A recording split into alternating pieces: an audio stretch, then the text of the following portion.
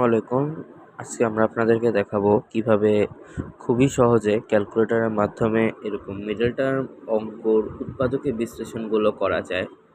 তো আমি আজকে ক্যালকুলেটরটি যে সমাধান করতে চলেছি সেই ক্যালকুলেটরের নাম হলো ক্যাসিও FX991CW। এটা এসএসসি এইচএসসি সহ বিভিন্ন বোর্ড পরীক্ষায় অ্যালাউড।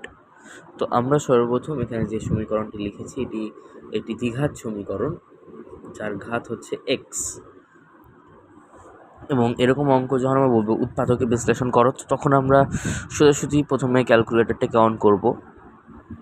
ক্যালকুলেটরটাকে অন করার সময় প্রথমত আপনি যখন ক্যালকুলেটর অন করবেন সেটা এই অবস্থায় থাকবে।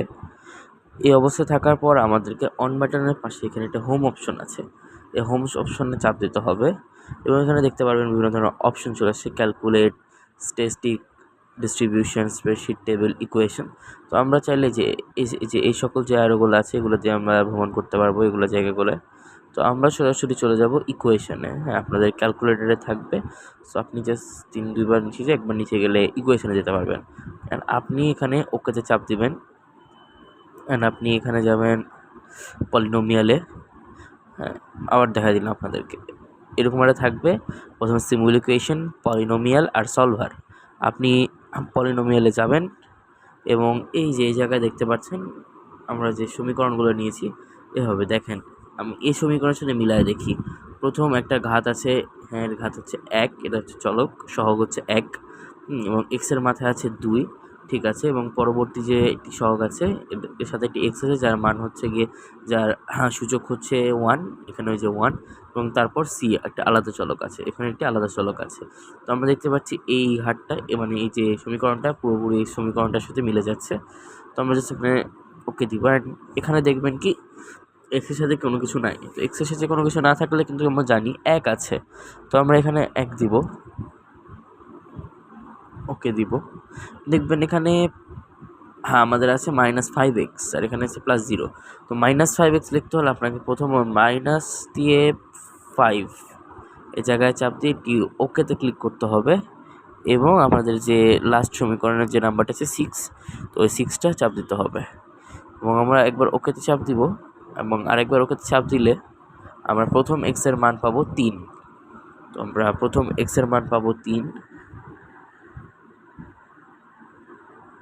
এবং পরবর্তী যে এক্সের মান হবে সেটার মান হবে 2।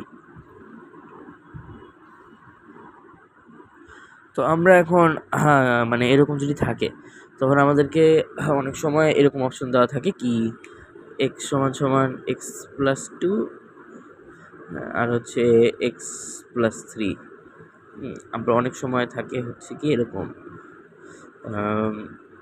x-3 আর x-2। তো এরকম ক্ষেত্রে আমরা যখনই দেখব কি এখানে যেহেতু কোনো কিছু নাই মানে প্লাস আছে, আমরা হুট করে এটা দাগায় দিব, বাট এটা কিন্তু সম্পূর্ণ একটা ভুল। এটা একটা ভুল, ঠিক আছে। আমি কেমন বলছি এটা আমি বুঝাচ্ছি।